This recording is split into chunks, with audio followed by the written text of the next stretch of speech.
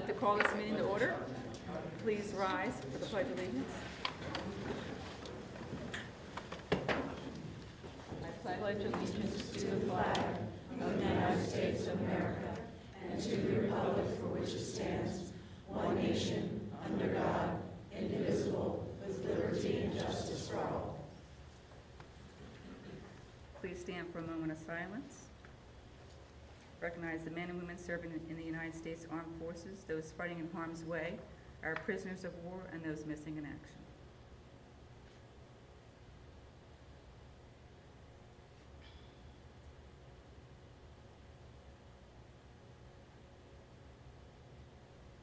Thank you. Please be seated. Oh, I'm sorry, post colors. Please stand.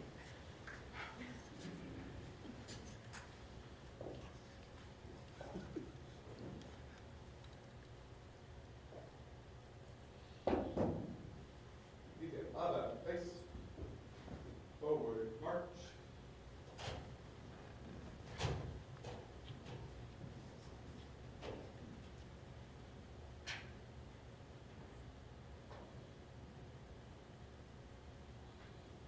Thank you. Please be seated.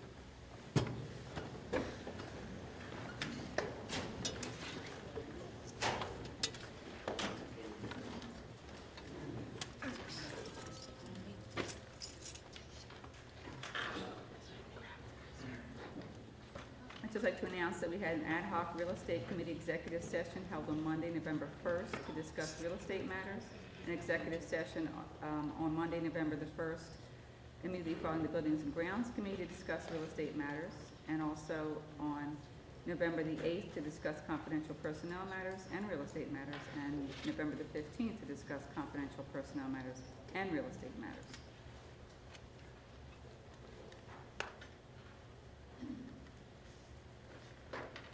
And I'd like to move to item 5, Superintendent's report to the board. Dr. Joel. Thank you very much. Good evening, everyone. I'm going to report on American Education Week and a couple of other events that occurred this past month. November 15th through the 19th is designated, as you know already, as American Education Week. The first observance of American Education Week actually occurred in 1921 in collaboration with the American Legion as a response to the illiterate and physically unfit draft corps eligible for World War I. Over the years, several organizations joined together to promote education for all citizens, and today, promoting education for all citizens. And today, each November, the week is set aside to observe and inform the public of the accomplishments needed to secure the benefits that public schools offer. The Ojrsd School District and public schools throughout the nation are proud to celebrate American Education Week. The annual tagline, "Great Public Schools, the basic right and our responsibility," reminds us all of the significance of this week and that individual and collective commitment to the public or to public education. At our schools this week, there are a number of events. You can reference the school web pages to see which days are available to you. We have book fairs, we have math nights, we have literacy nights, we have breakfasts honoring our teachers, and I want to also add my commendations to our school board, to our administrators, particularly our teachers, other staff, central team, parents, and our students for making the very best public education environment that one can imagine here in Ojrsd. Generally, we would do our athletic commendations in November, but by good fortune, our fall season has been extended. As you know, our football team is still in the running for Pac-10 to be Pac-10 champions. But we do have some things I'd like to give some highlights about. We do have 2 Pac-10 championships thus far. That's field hockey and girls soccer. Both teams participated in District 1 playoffs. This year, despite the fact that the football team moved into PIA 4A playoffs, we are eligible if we win on Thanksgiving, and we want Boyertown to have a good game and not win. We will actually be in sole possession of first place. If they win, we'll be tied for first place. Want to mention that Jimmy Wolf, splendid golfer, was the District 1 and regional. He was in the District 1 and regional tournaments, and he actually was joined by a freshman female golfer. I say that because that's also, I believe, the first Mr. Strock that we've had a female student competing in 9th grade in district tournament. Before some time, yes, sir. Okay. So, also want to note, Ryan Brumfield had 100 touchdowns over the course of his career as top rushing back in the state of Pennsylvania. And tomorrow, we're very happy to announce we have 3 student athletes who will be signed by major colleges. That's called Pat Dorff Hobart, who's going to Hobart for men's lacrosse, Tim Ponto, St. Joe's University for baseball, and Emily Kulsevich for Louisville for girls lacrosse. So, Mr. Strock, Dr. Martini, our coaches, our students, our parents, all of you, particularly our student athletes, deserve lots of kudos for your efforts this past fall. At the next board meeting, we will be making individual commendations to coaches and students. Last week, those of us in the community who were fortunate enough to be able to attend our Veterans Day ceremony, certainly walked away being completely overwhelmed with appreciation for the veterans in our community for their service. In fact, American Education Week would likely not be possible if it were not for their efforts.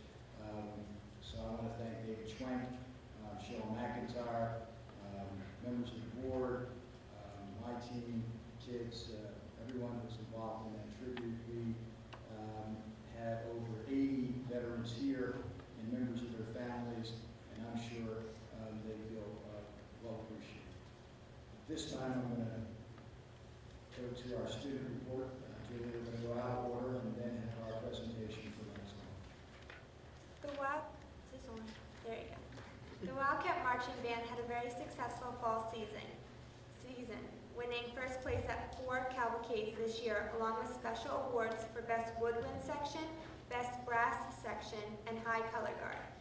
In addition, because of the band's success, the band qualified to compete in the very elite Yankee Open Division at the Cavalcade of Bands Championships this year. 16 choral students will be auditioning for PMEA District 12 choir on Saturday, November 20th, 2010. SAD sponsored Red Ribbon Week to raise awareness about the dangers of drugs and alcohol. Over 200 students signed the pledge to make good decisions and remain drug and alcohol free. The high school student blood drive was a great success, with 115 students registered and 80 units of blood collected. The Owen J. Roberts girls crew team competed in their first regatta on Sunday, November 14th in Philadelphia. This race brought in rowing teams and hundreds of rowers from all over the mid-Atlantic states. The girls competed in the Novice 8 division against 17 schools and clubs and made a very strong showing for the team, the high school, and the district.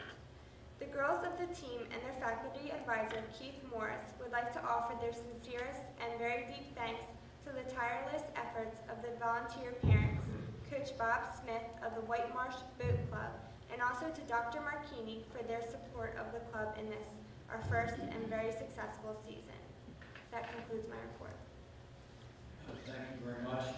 We all know in our community we value lifelong learning, and we should provide opportunities for everyone, regardless of their age, to continue to learn. And this evening, to advance those opportunities, we have a presentation from the Chester County High School. Good evening. Good evening. I think I'm okay. I'm a former teacher, so I have a big voice.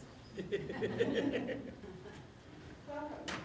My name is Jolene Borghese, and I am board president. With me tonight, I have some very important people. This is Carolyn Smith. She is the board secretary, and without her, we of course couldn't run our meetings. Sharon Flattery is our co-director, and she runs the school night for us. With her is Terry Daniela, and she is our enrollment manager, and she will be, if the proposal is accepted, she will be in charge of the Owen J. Roberts program. Also with us tonight is our marketing specialist, this is Jennifer Hartman, and Jennifer does fabulous things for us, both in paper, in print, and on the website. And if again the proposal is accepted, you'll see her outstanding work. And this PowerPoint is an example of the kind of work that I am fortunate enough to represent, just by asking them to do it for me. Just going to give you a little bit of background. I'm very proud of this organization. I'm very passionate about it. And much like Ojrsd Roberts, we are passionate about lifelong learners. And you'll see that throughout the program here. First of all, we're 55 years old. We were started by 6 couples who sat in their kitchen around the table one night with coffee and I'm sure cookies, and came up with a program to help people if they wanted to sew, if they wanted to play basketball, or if they wanted to learn accounting. And that program grew, and we're also happy to say that one of the couple's sons is still on our board tonight, and he is our attorney as well. But he keeps us honest, he keeps our integrity, and also gives us that little bit of history, which we're very proud of. We are an educational nonprofit organization. We are not funded by any school districts. We are completely autonomous in that we survive by our tuition. We have approximately 8,000 to 10,000 learners a year. We like to say that's the size of a small college, and we're very proud of that.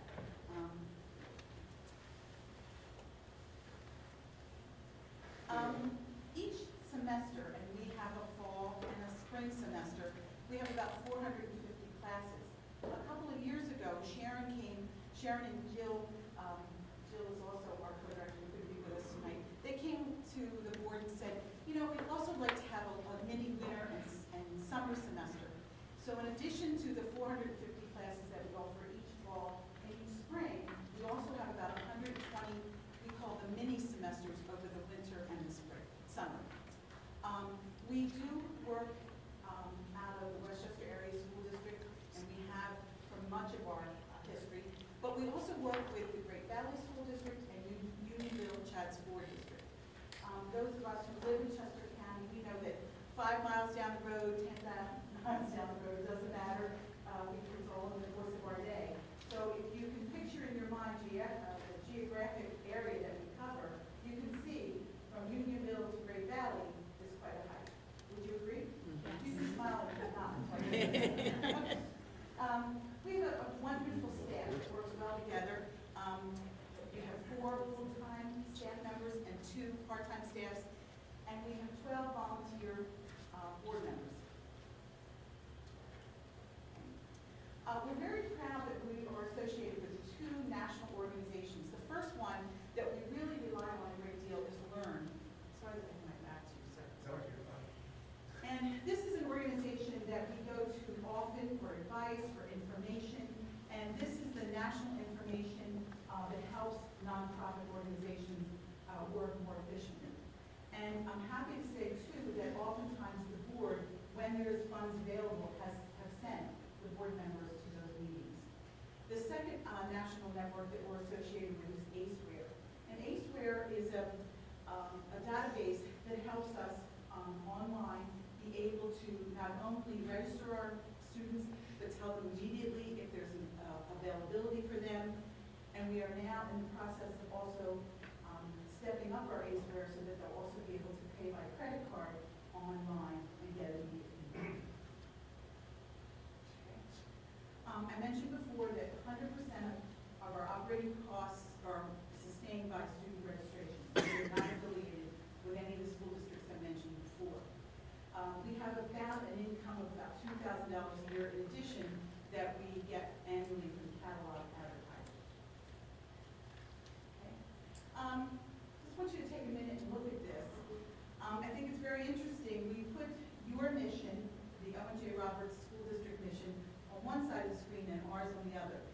And I think it's very telling that you look at the underlying area where it says learners of all ages, learning as a lifelong process, and enthusiastic lifelong learners. And then if you look at ours, of course, we, again, are lifelong learners, and that we do this in partnership with school districts. Here's our proposal. This is what we're asking you to consider tonight. We'd like to integrate your adult education program with ours. And, ooh.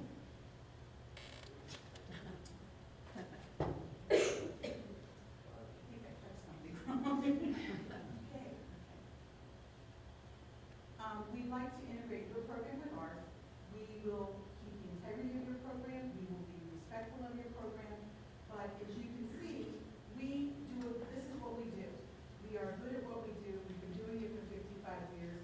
And we'd like to make your program sustainable and continue as we started it.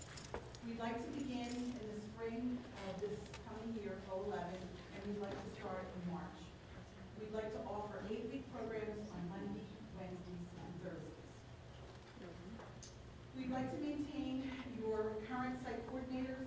This is a practice that we have in all our other buildings that we use. We'd like to, again, on a gradual basis, adopt our instructor pay schedule, but this will be a gradual. We won't be doing anything drastically probably for the first year. We're going to utilize your schools, but we will not be paying any school rentals or administrative charges to use them. We are going to maintain your current classes, and we're going to be reviewing them and looking to them for profitability and, again, to offer to our community, as I live here, our community the best classes and for our community members. When I'm finished, I'm going to give the board members a copy of this folder that really restates what I have on the PowerPoint. But we mail out a catalog twice a year to about 94,000 homes across, again, Great Valley, Westchester, Chatsworth, right, Ojrsd, and some other areas. We will continue to send a separate Ojrsd catalog to your community in the beginning. At this point, it would be rather overwhelming. And again, we want to come in slowly. We want to look and see what your program is before we integrate the two catalogs. So in the spring, our proposal would be that your community would receive a separate catalog, but with our identification on it. We would advertise all of the Ojrsd classes on our website so that people could go to that website and find classes the day and time that they would like. As I mentioned before, our A-Square state-of-the-art online registration system that we're installing now. And what is very exciting is if you decide to register for a class, you can find real time whether or not there's a space, whether the class is going to run, and where it's going to run. Again, all smiles are appreciated. Here's the benefits to you. We realize that running a adult night school is very time consuming. I'm very lucky to have a full staff that does this for Chester County Night School. It's also a wonderful way to get the community members into your schools. It's a great goodwill to show them what's happening in your buildings, what your buildings look like, and to utilize your buildings. And also to give your taxpayers an opportunity to continue to learn and grow. We had dinner this evening before we came up here tonight, and you heard about the harmonica teacher. Someone came up to Sharon today and said that they were having such a wonderful time in that class and changed their life. We often have people who come up to us in the supermarket and tell us about the Zumba class that made them feel good, or the Get Out of Debt class that changed their lives. But we also have much more serious classes. We have a lot of computer classes that can help retool people for new jobs. So it gives them that A to Z type of courses. It also fills, obviously, your mission of having lifelong learning. Here's our statement. We're very excited to be affiliated with you. We love Chester County. We are very excited about coming into a program that already exists, and that'll make our job a lot easier. We're excited about some of the courses that you offer that we don't offer, and that'll obviously help everybody in all the communities. We're excited about the new geographical area. Obviously, some of your people, some of your community members have come down to Westchester in the past and taken our classes, and now it'll be a shorter ride for them. And we're also excited because some of your instructors are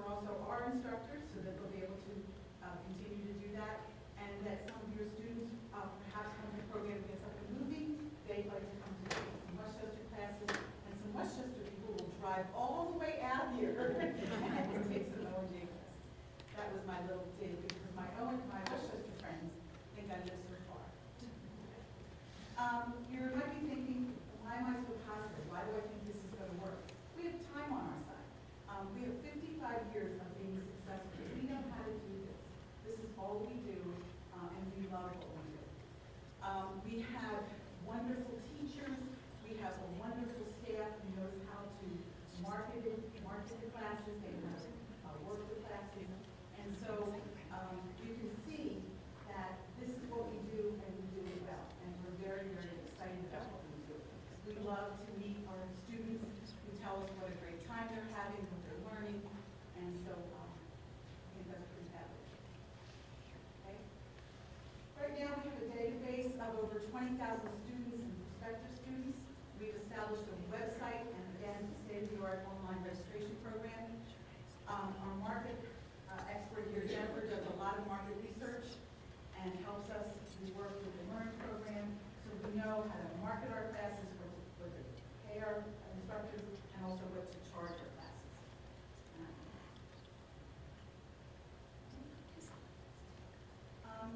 We put the folders at the end.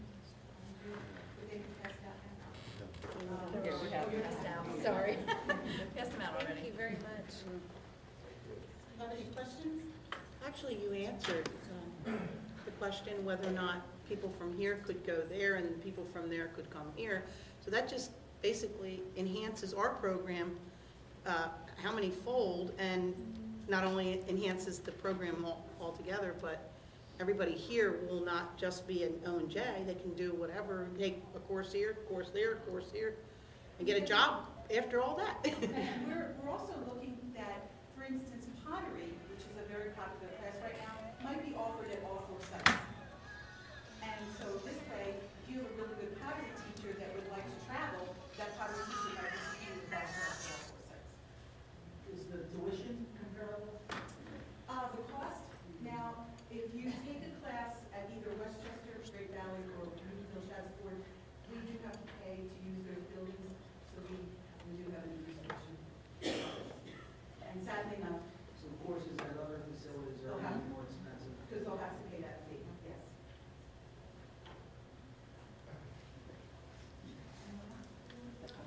We have catalogs here, if you're interested in those, test those out. Anything else that you want to do? Thank you for your time, I appreciate that. Thank you.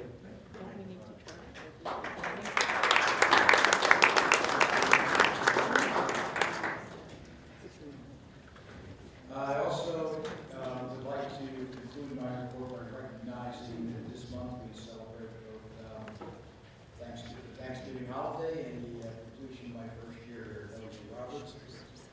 And I want to tell you how thankful I am that I work in a district that is just a marvelous place to live and work in. I want to tell you publicly how thankful I am for working with the school board and the commitment to public service, in particular Mrs. Edinger for her leadership on this board. I want to say how thankful I am for the many friends and colleagues who are now my neighbors and enrich my life on a daily basis.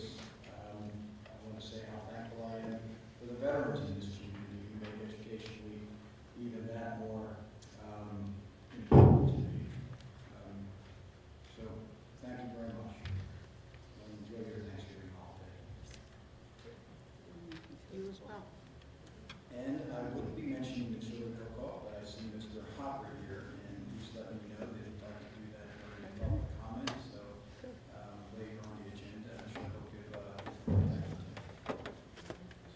And that concludes my presentation. Mrs. Crum, I just want to ask, was there another report we wanted to do now? Or we're going to go It's to the first agenda? item on the agenda, Okay. so we can just do it. Just have All right, it. thanks. Thank you, Dr. Joel. And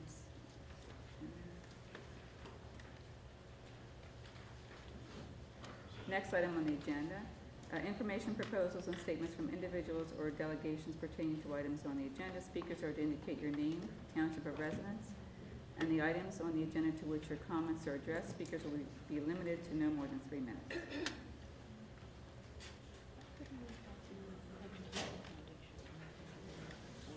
Zena Gammon,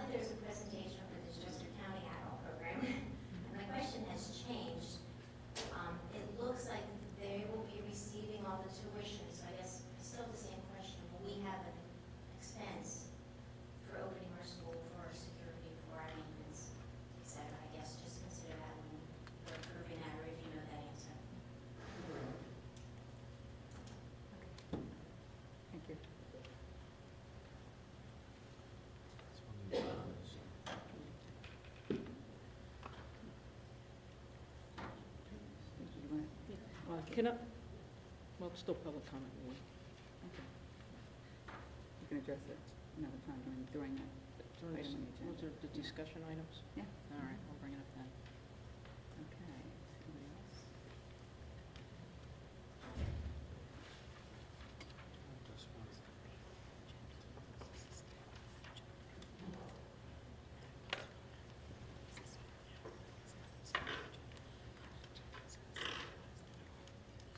Actually, let me bring it up next.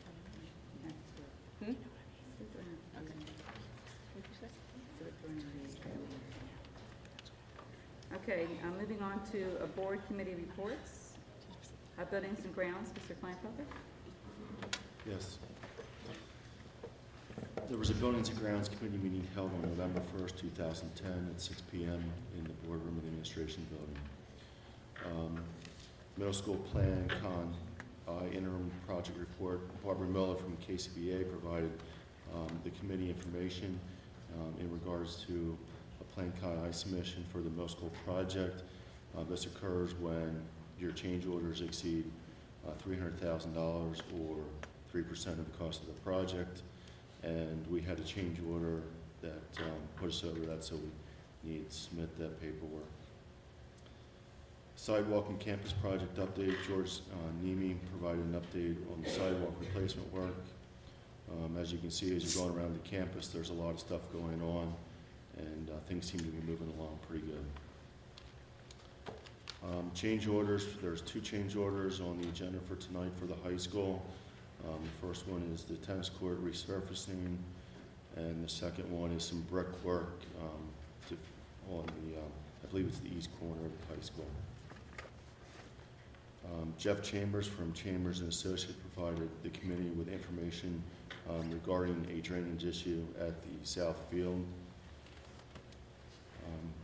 Mr. Dennis Rozak provided an update on the Delaware River Basin Commission filing. And Jackie Crumline and Dennis Rozak provided an update on the solar project. And there's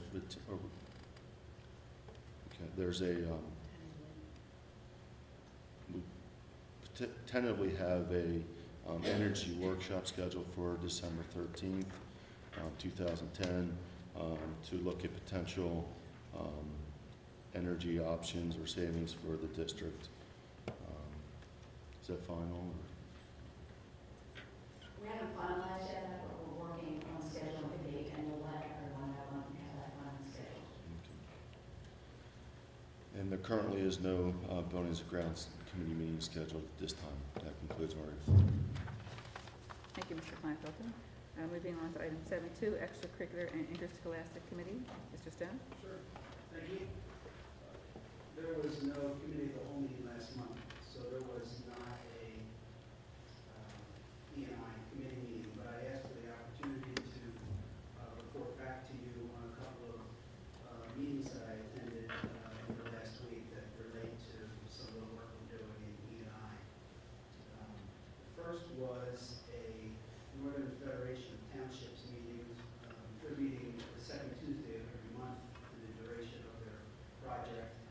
So on November 9th, I attended the meeting, as well as Joanne Recton attended the meeting. It's held in the Warwick Township Building. The topic for this meeting was recreation programs and services. And I don't know if any of you have ever been in a situation where you receive an invitation to a meeting that looks interesting, so you make arrangements to attend.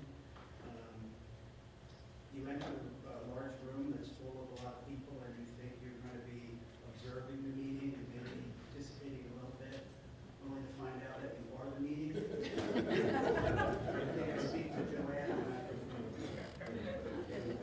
So we managed through it. I mean, the topics was recreational programs and services in our 7 townships, and the folks that attended that meeting that are part of the Northern Federation had a lot of questions about what the school district also offers.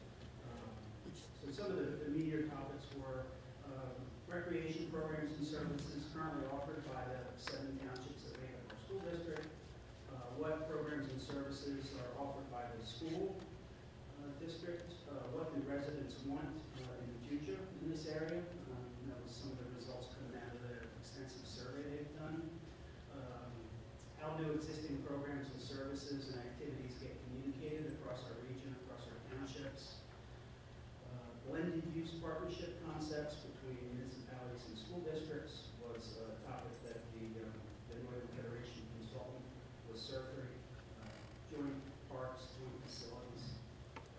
What I personally found interesting was there's two communities in the country that this group is going to be studying over the course of their work. One is in Greene County, Missouri, and one is in Naperville, Illinois. And Naperville, Illinois, my family had the pleasure of residing there for 5 years, so it was kind of interesting. I lived in that community. I witnessed some really terrific collaboration between municipalities, builders, park and rec, and the school districts. And if we can even get close at some point to something like that, it would be really good for our area. Specifically, some of the action items that were generated from the meeting were exploring effective regional communication across township newsletters, school websites, potentially be advocate for a calendar of events, and even potentially incorporating Wildcat TV. These were just some of the questions that were taken. Regional-wide Community Day was an idea that was brought out by one of the township supervisors, and the point was, okay, all these 7 townships are doing their own little community days, but we now realize that our residents view themselves as a member of a region versus a township. Would the school district be interested in hosting a regional-wide community day on our property, and each township plays a role or has a booth or an area to advertise some of the things that are going on? So I thought that was a pretty interesting idea. An introduction between Mr. Chambers, one of our consultants, with the consultant that the Northern Federation is using. They are in the process of finishing the community sports aspect of their survey. There were still 4 community leagues that had not reported their data, but they've all been contacted.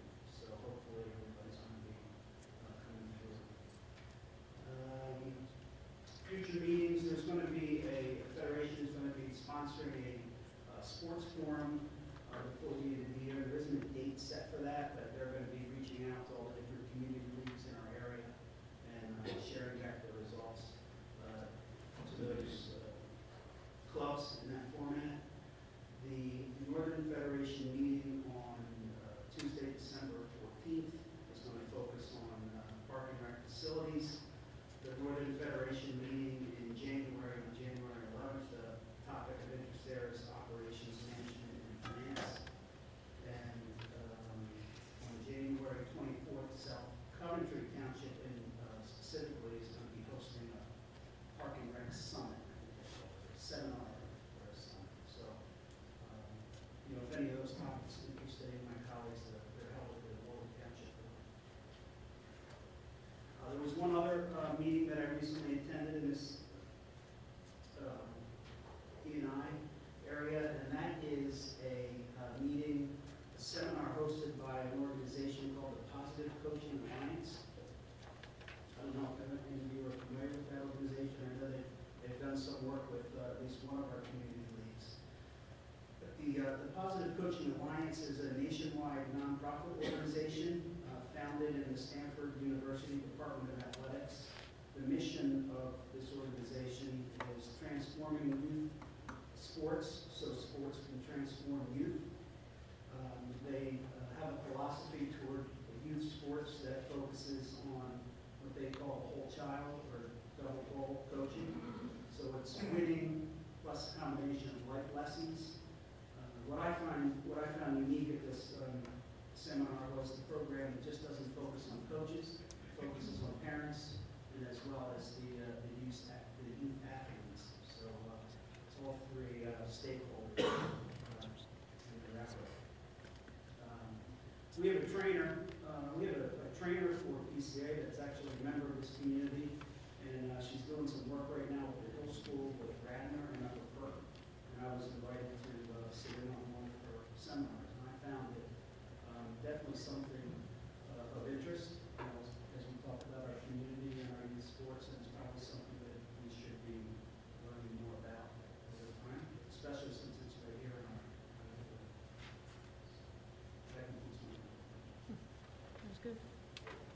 you, Mr. Stone.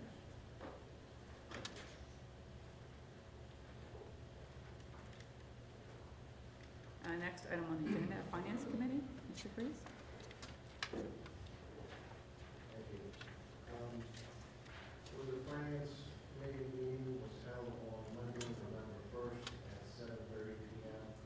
The topic of discussion, there was a presentation presented to us from Michael Willis of RBC Capital Markets, along with Megan Santana, counselor from Fox Child.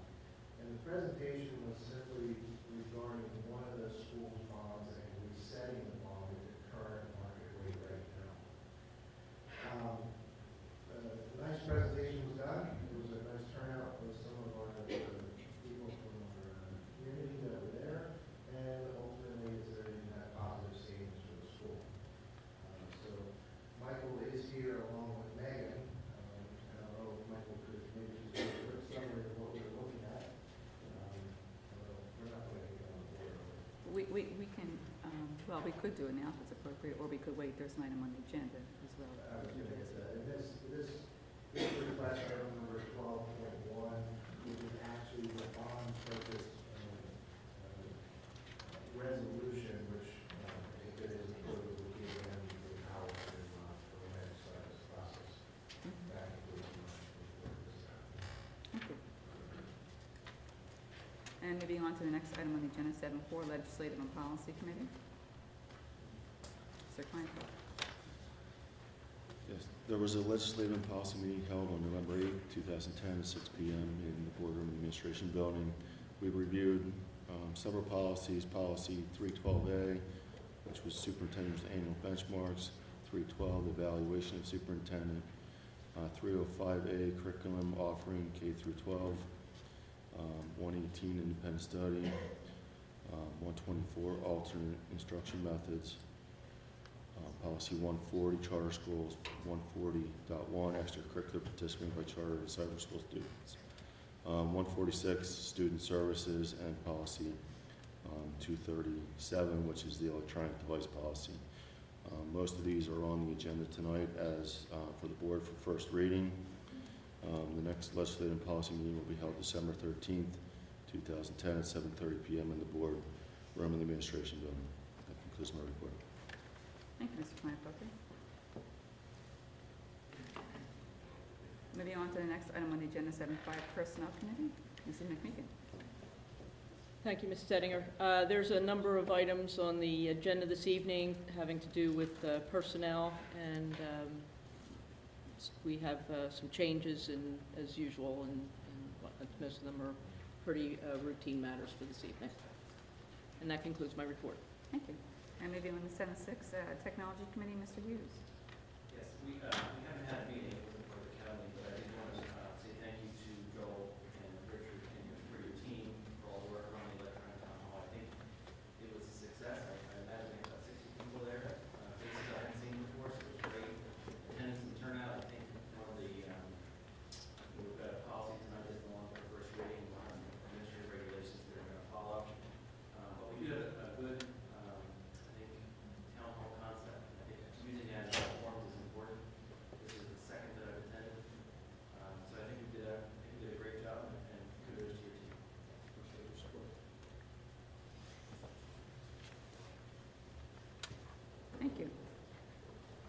And moving on to the next item on the agenda, which is number 8. We are going to, I'm going to ask for a motion for number 8.1 through 8.7. I'm sorry, Madam President, I'm sorry? I have another committee item that is on the agenda. Oh, sure, go right Before ahead. we get to the section. Sure. There hasn't been a transportation committee meeting last month, but there is a bus and transportation item request that's percolating. So, Ms. Crum and I are talking about scheduling the transportation committee meeting. The date isn't set yet, but it'll be coming. Thank you. And moving on to 8, I'm going to ask for a motion for 8.1 through 8.7, and that is recommended routine matters. I'll make a motion. Second. Motion was made by Mrs. Meekin, seconded by Mr. Freeze. Any discussion? All those in favor? Aye. Opposed? Motion carries. Moving on to 9.1, approval of meeting minutes. So moved. Moved by Mr. Kleinfelder, Second. seconded by Mrs. McMeekin. Any discussion? All those in favor? Aye. Opposed? Motion carries. Moving on to 9.2, approval of the bills. So moved. Moved by Mr. Freeze, seconded by Mrs. McMeekin. Any discussion? All those in favor? Aye. Opposed? Motion carries. Moving on to 9.3, approval of food service bills. So moved. Second. Moved by Mrs. McMeekin, seconded by Mr. Freeze. Any discussion? All those in favor? Aye. Opposed? Motion carries. Next item on the agenda is board discussion. Are there any items for discussion amongst the board? I have one, it's not for discussion. Generally, I guess I'd like to hear what Mr. Hopper has to say regarding the Owen J. Roberts Education Foundation. That probably should have been something that was in your report, and we kind of missed it. And I don't want to have you wait till the end when we should have had you at the beginning. So if that's okay with the board, Can we just add it as a superintendent's report, an additional item under the superintendent's report, and we can have Mr. Hopper speak now? yeah, is that okay with I everybody? appreciate it. Thank Thank you. you. It's a great suggestion. Thanks for being with us, Mr. Hoffman.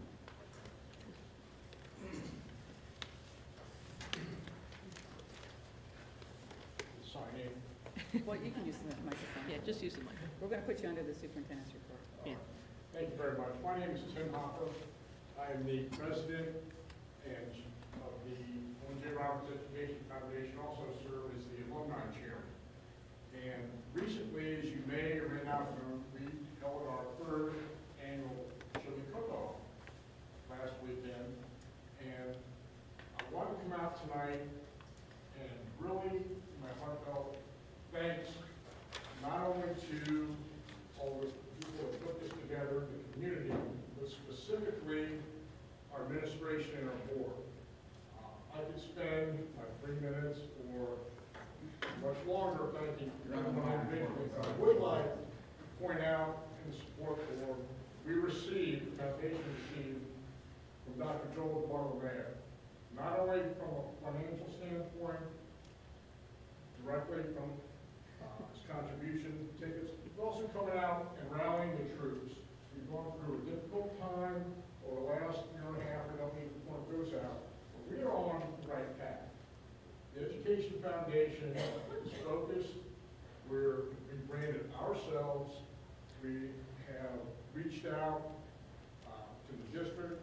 The district has done the same. And we have some exciting things going on presently, working in concert. And the chili cook-off was a resounding success for our many grant programs. We are not part of the district. But all the funds we raise go back to district students in the form of mini grants. So our event was a great success, the trickle-down effect to our students. And again, on behalf of the foundation, Dr. Joel, I'd like to thank you personally, and on behalf of the board. Are we going to discuss the auction item Has it been returned? Has he been found? What I gather, this will probably become part of the record, I can neither confirm nor deny any knowledge or involvement with respect to one of our mascots. The folks you may not know, we had a item, which was a big crochet donkey, full size, made by one of the art students from the original chili cook-off. He had been a resident for about the last 3 years in my basement. So, this latest chili cook-off, well, you know what? If I can come up with a way not to have to take him home for a 4th year, we'll do it. We came up with the idea, we're going to auction him off. Well, I was hoping we'd maybe get $10 for it. I was going to pay another $10 for someone else. All of them was squandered. Well, Let's just say it's priceless. We looked good from afar. Our illustrious leader, Dr. Bartolomeo, was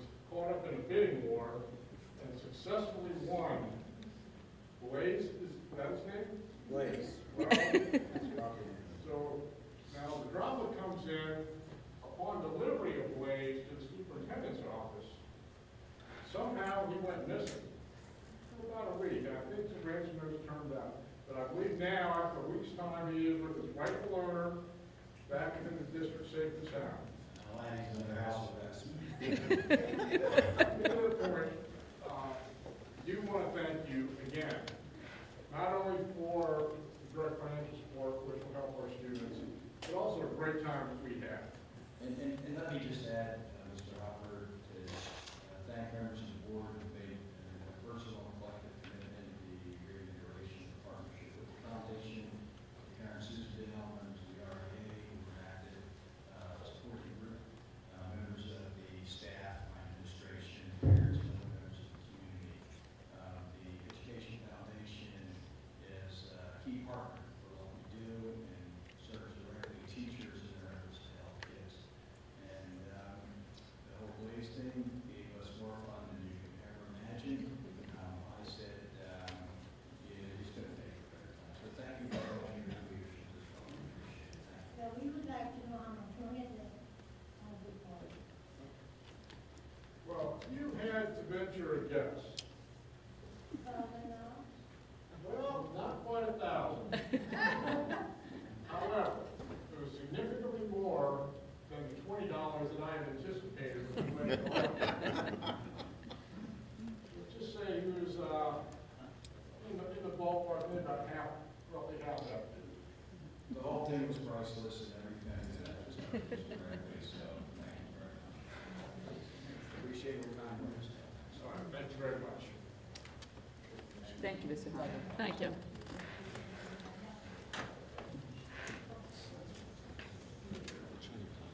Any other items for board discussion? Yeah, Madam President. I wanted to echo, I'm sorry, Go ahead, you can. I just, real quickly, I wanted to echo Dr. Joel's thoughts on the Veterans Day program. I fortunately had the opportunity to participate in that. And I know we all get caught up in our lives and our work and our family, and we have plenty of work meetings as a board, but if we ever have an opportunity to participate in those types of programs, it makes all this work come together for you. Mr. Schwank did a great job with the principal staff in the program, and the Naval Junior ROTC, of course, our student government president gave some remarks, and the whole program is just Great, thank you. Mrs. Bisson? Yeah, on the way here tonight, I heard on the radio that Governor Rendell will have a copy of the PSERS solution or some kind of workings that this Congress that has gone back today or yesterday will be putting on his desk for approval. And it has to do with, I think, bringing in some outside organization. I'm not sure of all the details because it did come to me over a soundbite on the radio, but I was very encouraged to hear that possibly before the end of the year there is something that may take place that will help in that situation. So I just wanted to, give that information out as I was kind of cheering in the car that, oh, somebody's coming up with a solution, so.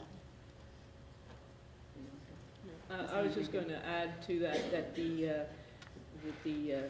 sound bites that are coming out for the new governors that are going to be taking office, when they're asking them what their leadership is going to look like, they said to look to New Jersey and what's going on there. So there could be some real belt tightening across the state coming up. So something else to think about. Thank you. Any other items for discussion? Okay, thank you. Now moving on to new business, 12-1 General Obligation Bond Series resolution. And Mr. Lillies is here, and he's going to give us a brief presentation. Yeah. Try to keep it brief as I can. You can turn it on.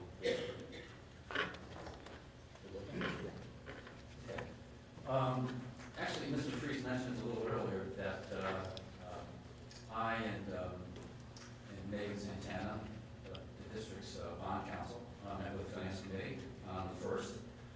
And we talked in detail about refinancing, the possibility of refinancing the 2006 bonds. And the way the meeting ended up and the discussion ended up was that decided on decided to recommend to the board to move forward with it tonight. There's a resolution dealing with that maybe is going to summarize for you.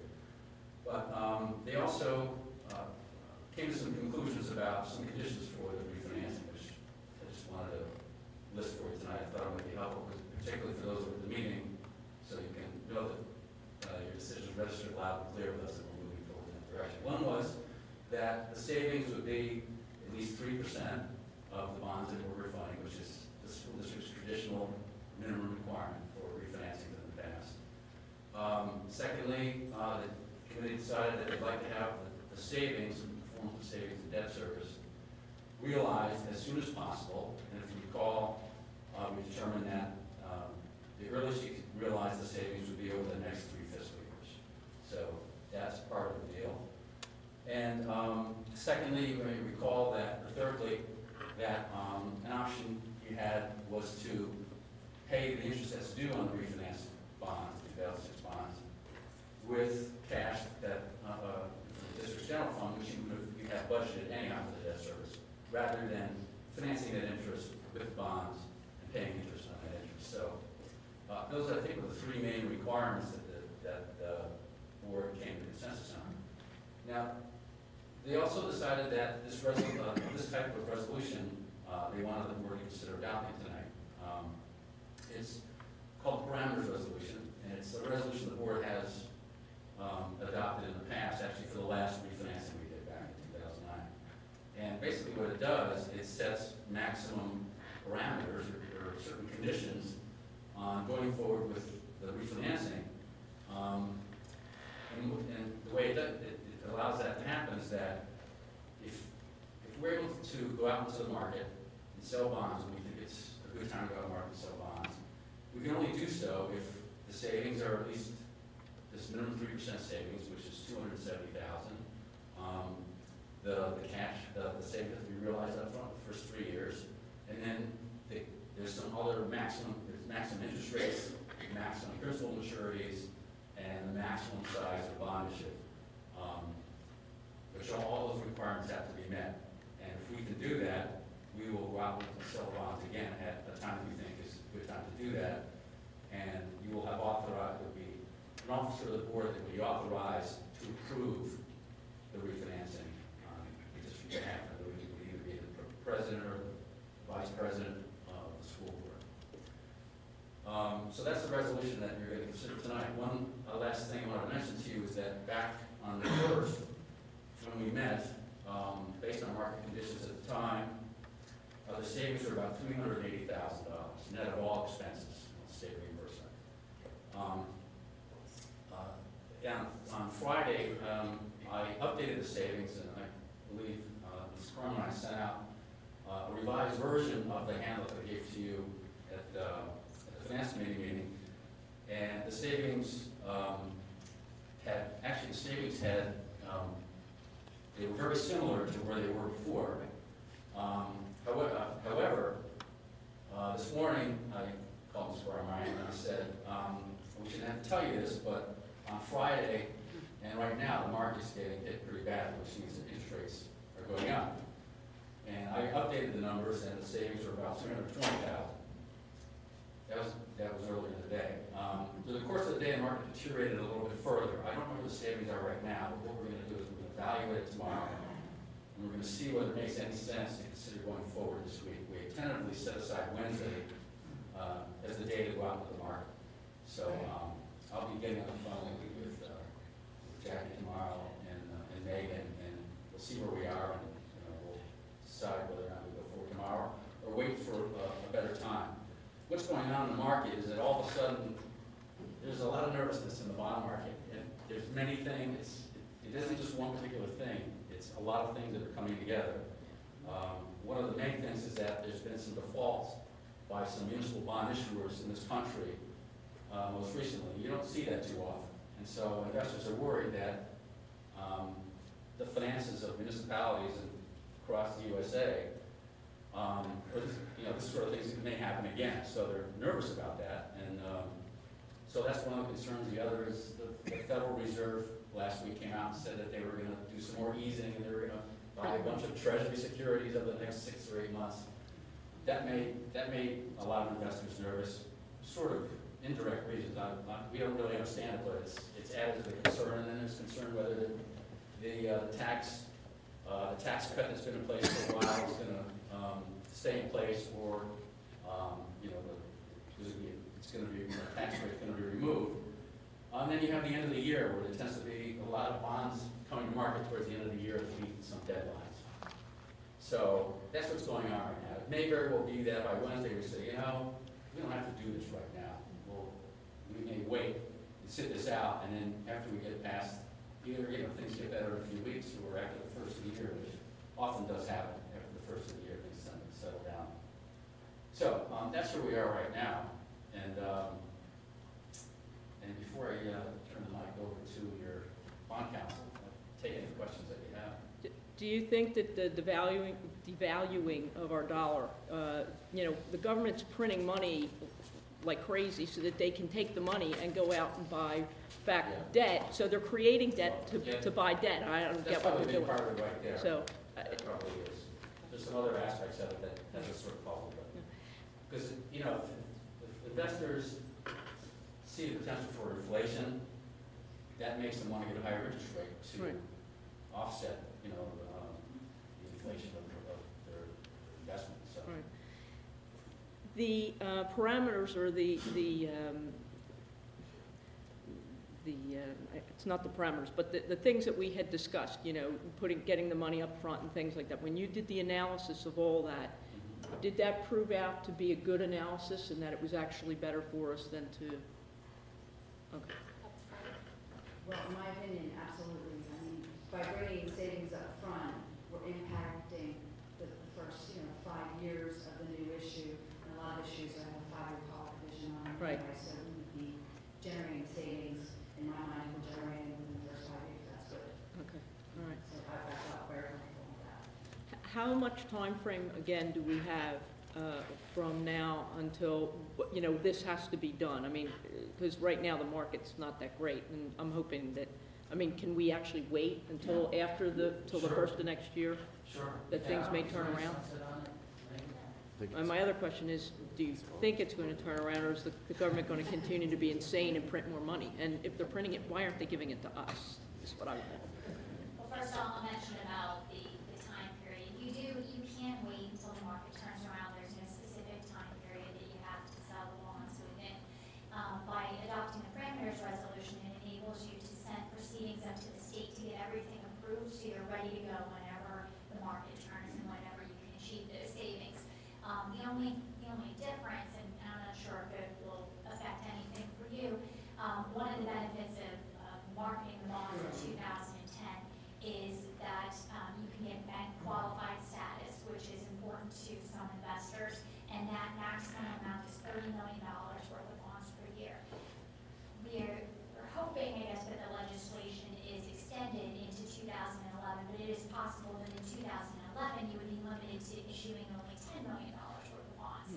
So depending on what your overall financial structure is, there may be a little bit of an effect. But otherwise, you can sell bonds in January. It's not a big deal. At worst case scenario, you may need an amendment to your resolution just to reflect that you're going to be selling them in 2011 rather than 2010.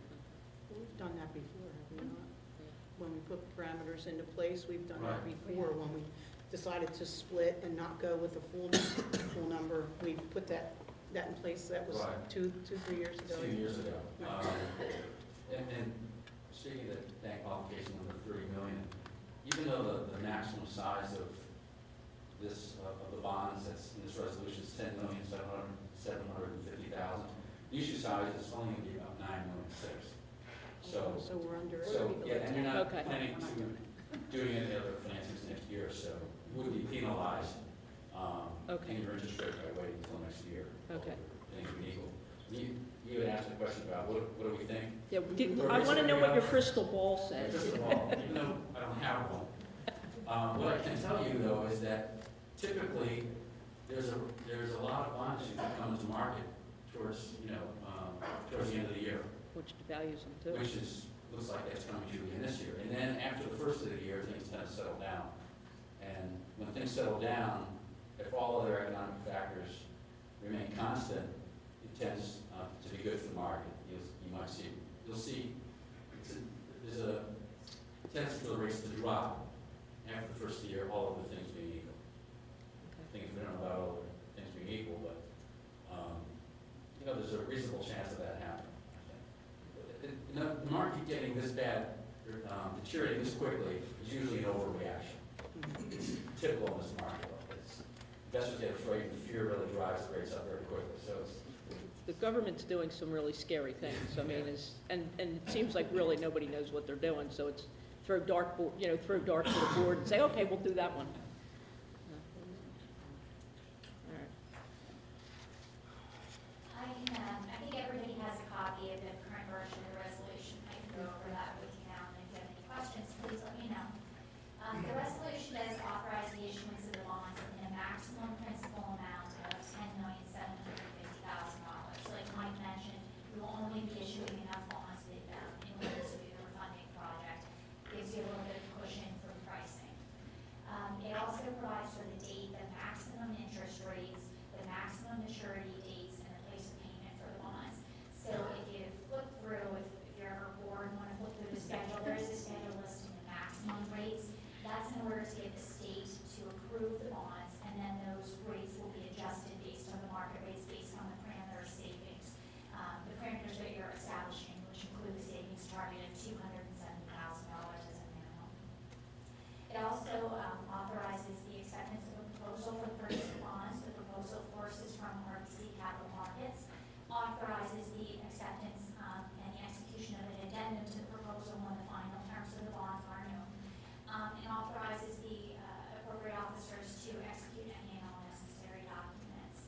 Fulton Financial Advisors is also appointed as the paying agent, so they will act as the paying agent for this deal with the refundings, that sort of thing. And also the resolution authorizes the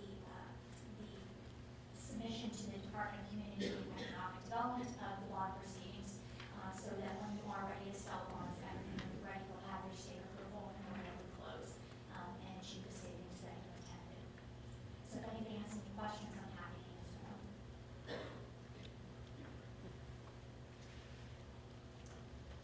Thank you.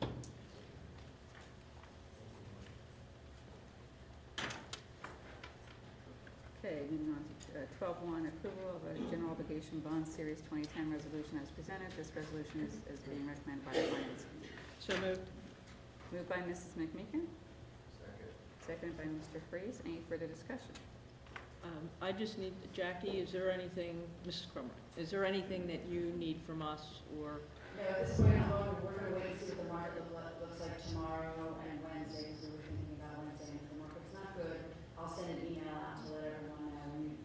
We have a minimum amount of savings prescribed in the parameters, and we definitely want to go below that.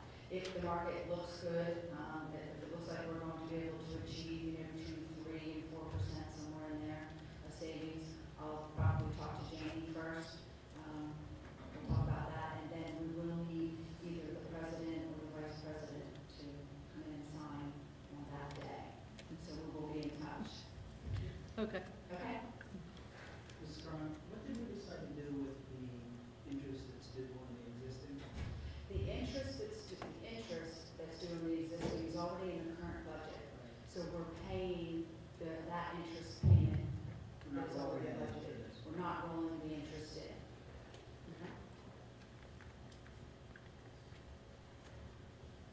Any further discussion? All those in favor? Aye. Opposed? Motion carries. Moving on to 12.2, approval of the following policies for first reading as presented, recommended by the LMP Committee. So moved. Second. Moved by Mr. Kleinfelder, seconded by Mrs. McMeekin. Any discussion? Just to follow up to the meeting, are we still on track to have the regulations posted sometime for the next quarter? Can we do that on the first reading? We've had a communication to our principals and generate some drafts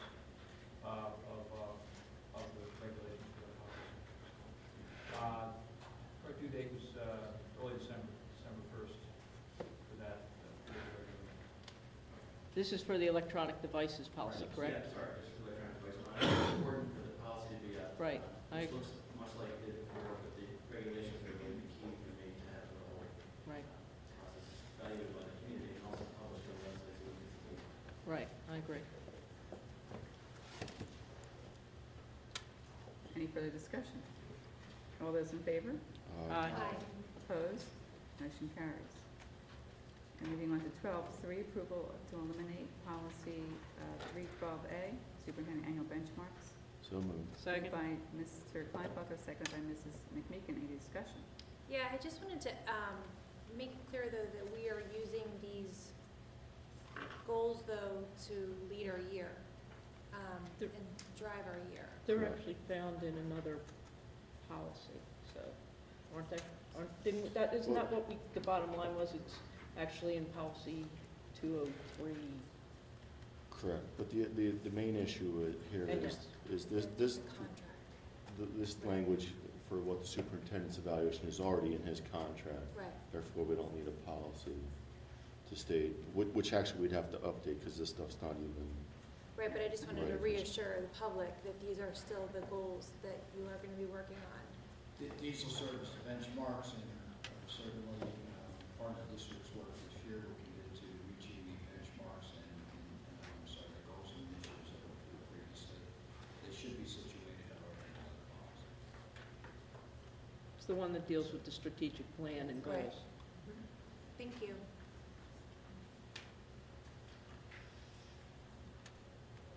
All those in favor? Aye. Opposed? Motion carries. Moving on to 12.4, ratification to accept resignation change of assignment. So moved. Second. Moved by Mrs. McMeekin, seconded by Mrs. Bisland. Any discussion? All those in favor? Aye. Opposed? Motion carries. Moving on to 12.5, approval to accept resignation. So moved. Moved by Mrs. McMeekin, Second. seconded by Mr. Stone. Any discussion? All those in favor? Aye. Opposed? Motion carries. 12.6, approval to amend leaves.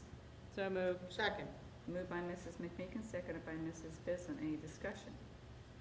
All those in favor? Aye. Opposed? Motion carries. Moving on to 12.17, approval to rescind appointments. So moved. Moved by Mrs. McMeekin, Madam second. President, Yes.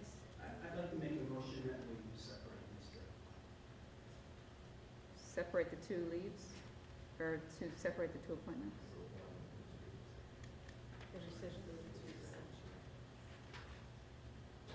This is 12.7, the request to rescind. Yeah, there's two appointments there. You want to separate them. Yeah. Correct, okay. Is there a motion and a second? There's been a Motion's motion making to separate 12.7 into Two separate. two separate motions to rescind appointments. And there's been a second by Mrs. Belinsky. Any discussion? All those in favor? Aye. Opposed? Motion carries. Okay, and then there will be a motion 12.7.1. for 12.7.1, Dot one. which is approval to rescind the first appointment. And then there'll be another, okay. So we need a motion for 12.7.1 to rescind the appointment. Second. Moved by Mrs. Belinsky, seconded by Mrs. McMeekin. Any discussion? All those in favor? Aye. Opposed? Motion carries. 12.7.2, approval to rescind that appointment. So moved. Moved by Mrs. McMeekin, seconded by Mr. Hughes. Is that correct? Any discussion? I'd like to have some more discussion about this particular item and a request we received a few moments ago to table this rescission. I received a note from an officer of the age group swing program a few minutes ago asking the board to please table this, that they're still in the midst of interviews. He apologizes for any confusion by having this rescission on the agenda, but they're just asking for. Okay, so we need a motion then to table the item. All right, we separate now. We need another motion. Right, now we need another motion to table. Second. Oh. Okay. The motion to table came from Mrs. Polinsky. And did I hear you second the motion? Yes. Okay, Mrs. McMeekin seconded the motion to table 12.7.2. Any further discussion? Well, just so we all understand, so this move then removed the request for rescission, so we made a vote Okay. on this individual in October. So, that stands. Correct. I would just want to make sure that whatever criteria the school district has reached about these positions, this stuff means. Okay. Thank you, Mr. Secretary. Okay, so we need a vote. All those in favor? Aye. Aye. Opposed? Motion carries to table item 12.7.2. Okay. Okay. Moving on to 12.8, approval of part-time and casual appointments. So moved.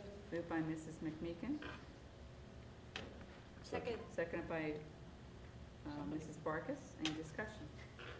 All those in favor? Aye. Opposed? Motion carries. 12.9, approval of resolution, termination of employee. So moved. Moved by Mrs. McMeekin, Seconded. seconded by Mrs. Barkus. Any discussion? All those in favor? Aye. Opposed? Motion carries. 12.10, approval of resolution for abandonment of employment. So moved.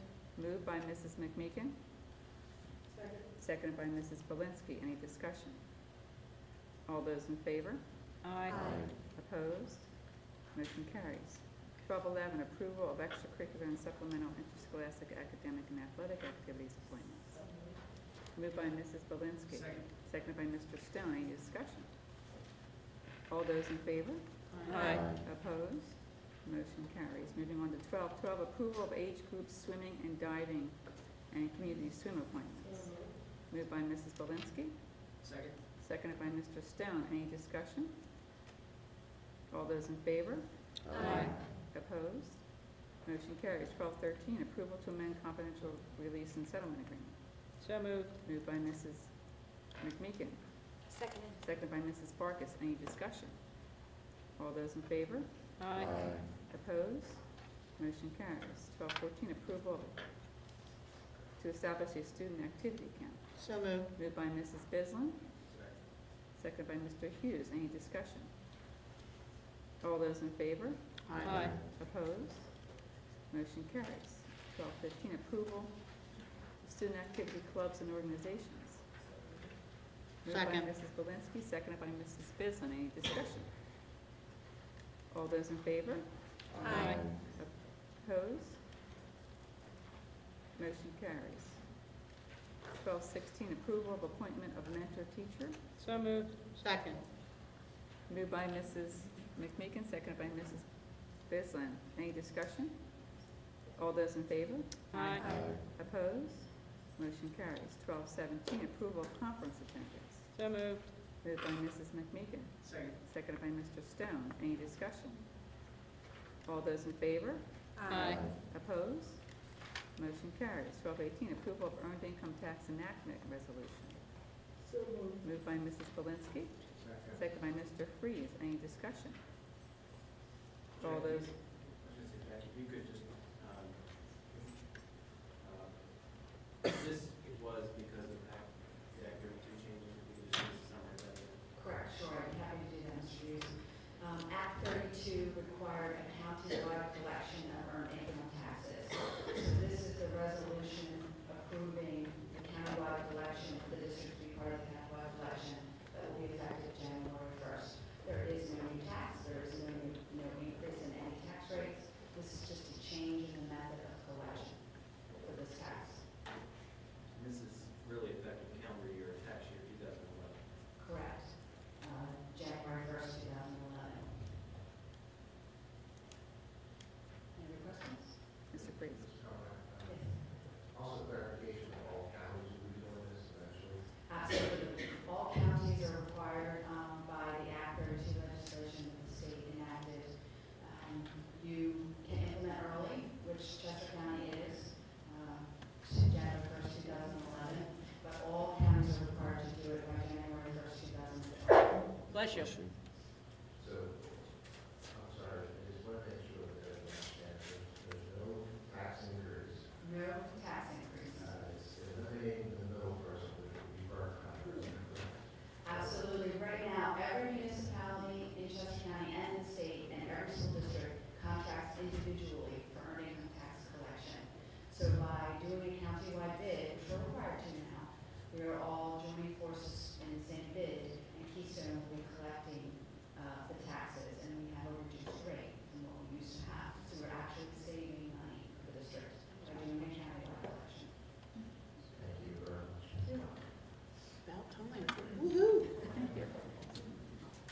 And that savings is purported to be about $1 million countywide for the savings in doing it this way. So I want my 2 cents. All those in favor? Aye. Aye. Opposed? Motion carries. Moving on to 1219, approval of homebound instruction. So moved. Moved by Mr. Kleinfelter, moved by Mrs. Vislin, seconded by Mr. Kleinfelter. Any discussion? All those in favor? Aye. Opposed? Motion carries. 1220, approval of professional services and/or maintenance agreements. So moved. Moved by Mrs. McMeekin, Second. seconded by Mr. Kleinfelter. Any discussion? Yeah, can someone explain this to me? Sure, I would be happy to. The state puts out a bid every year for what is known as GASB 45 valuations. And what that is a footnote disclosure that we are required to have in our financial statements. We have a 2-year agreement with Conrad Siegel. Conrad Siegel is the state awarded bid recipient. So we're getting the low state bid number on this. So it's an actuarial calculation on post-employment benefits. It's required by SB 45 to be actuarially evaluated. Let them give us all the numbers that they come up with so we can get a great decision out of this thing. It would be lovely if they shared all this information with everyone. I'm sure that's clear as mud. I mean, is there anything else any further explanation that I could provide? It's, We don't necessarily get the information. well, we do, it's in a footnote. I mean, we get the information for our school district. Right. We don't get the information for all the other Right. districts. We're just contracting for our school district to put in our financial statements, which provides an unqualified opinion, which is very important to bond rating agencies and for many other reasons. Any further They may actually questions? tell us something. All those in favor? Aye. Opposed? Motion carries. Moving on to 1221, approval of Chester County Night School Program. So moved. Moved by Mrs. Bislin. Second. Seconded by Mr. Stone. Any discussion? There was a question. Yeah, there was a question about savings. I'm sorry, can you repeat that? Zena's question, Oh, yes. it looks like we're still going, at least for the first year, it looks like we're still footing the bill for the facility. Right, as far as the district has been experiencing an average of about $15,000 a year loss on the program, we talked about that before. That didn't even include facility use of the program, because that included just instructors and, cost of the program. So at this point, we're bringing Chester County Night School in. We know it will be a break even for us. Now, the use of the building is going to be limited because we're going to do 3 days a week instead of the 4 days a week, so that's 1 day savings. And for the first year, to see how the program works, we're not going to charge them a fee, nor are we going to pass that fee along to the residents in the community. So we'll evaluate that after a year, which is what all other school districts have done when they brought Chester County Night School program in. And most of the courses run during after school, which is our second shift. So we already have people here for second shift, so we're not hiring additional security and we're not hiring additional custodians for second shift. The only additional cost you will have will be the utilities. Like if they're in a classroom and they're turning on the light and not running the computer. So that would be the additional. And that's probably minimal. I mean, I'm hoping. Compared to staff, it is. Most time the lights are on anyway. Yeah. For So, security. all right. Okay. Any further discussion? Just like to thank the administration for bringing this opportunity forward. I know we had a couple of conversations about this over the last year. I think this is a great step.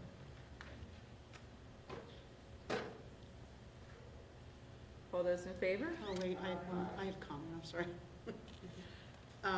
I just like the idea that we can enhance the program, and so we're not just offering our people what we had to offer, but they have the opportunity now to have that same program, and I think eventually it sounds to me like they're going to incorporate us into the entire program, and that sounds like it's going to be a better thing for our citizens, and we don't have to worry about being self-sufficient.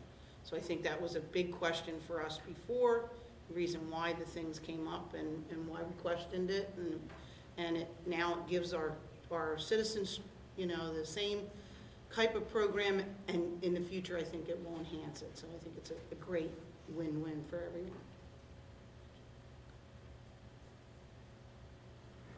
All those in favor? Aye. Opposed? Motion carries. Moving on to 1222, approval of Plan Con 1 interim reporting. So moved. Second. Moved by Mr. Kleinfelder, seconded by Mrs. McBeacon. Any discussion? All those in favor? Aye. Opposed? Motion carries. Moving on to 1223, approval of construction change orders. So moved. Second. Moved by Mr. Kleinfelder, seconded by Mrs. McMeekin. Any discussion? All those in favor? Aye. Opposed? Motion carries. And moving on to item 13, public comment, information, proposals, statements, and/or questions from individuals or delegations pertaining to items other than those on the agenda. Speakers are to indicate their name and township of residence. Speakers will be limited to no more than 3 minutes.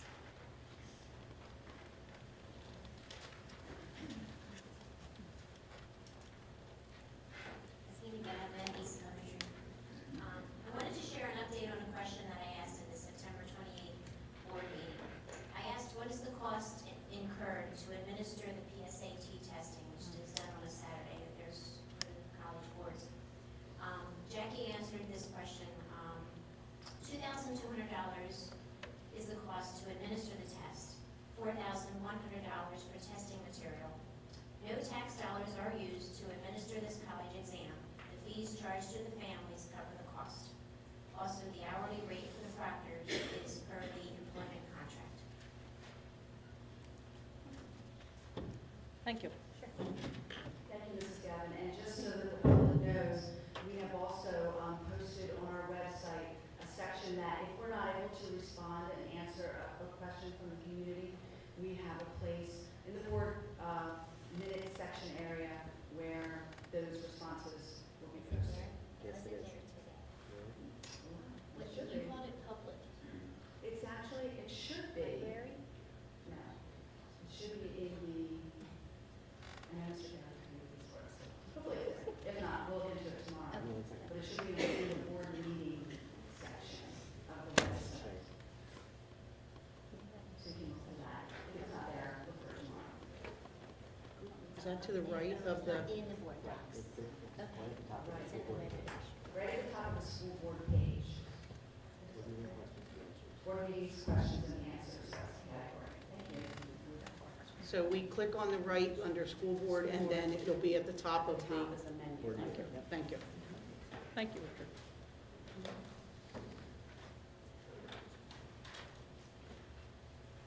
Okay, motion to adjourn. I make a motion. Made by Mrs. McMeekin, seconded by Mr. Stone. We're adjourned.